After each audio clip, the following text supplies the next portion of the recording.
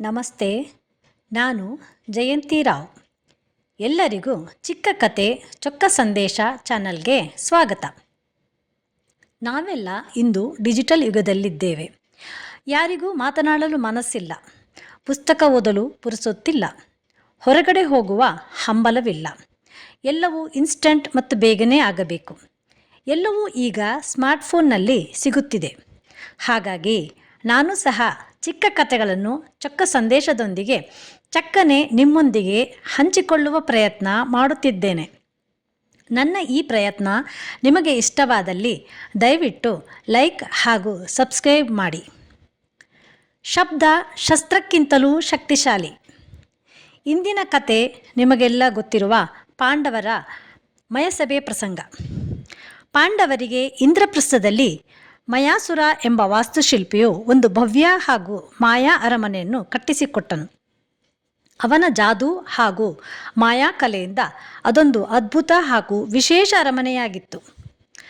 ಪಾಂಡವರು ಕೌರವರನ್ನು ಮಯಸಭೆಗೆ ಆಹ್ವಾನಿಸಿದರು.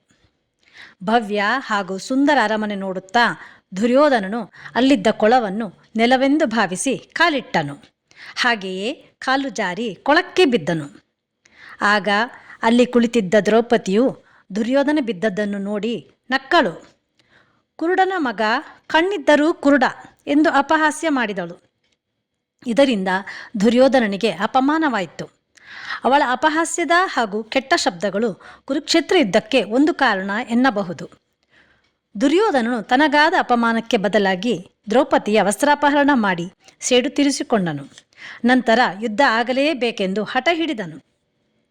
ಸ್ನೇಹಿತರೆ, ನಮ್ಮ ಶಬ್ದ ಶಸ್ತ್ರಕ್ಕಿಂತಲೂ ಹರಿತ ಹಾಗೂ ದೊಡ್ಡ ಗಾಯ ಮಾಡುವಷ್ಟು ಶಕ್ತಿಶಾಲಿ ಆಗಿದೆ.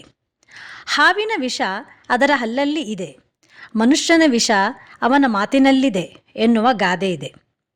ಹಾಗಾಗಿ ನಾವು ವಿಚಾರ ಮಾಡಿ ಮಾತನಾಡೋಣ, ಸವಿನುಡಿ ನುಡಿಯೋಣ, ಮಧುರವಾಣಿಯಿಂದ ಎಲ್ಲರ ಮನ ಗೆಲ್ಲೋಣ. ನಮಸ್ಕಾರಗಳು.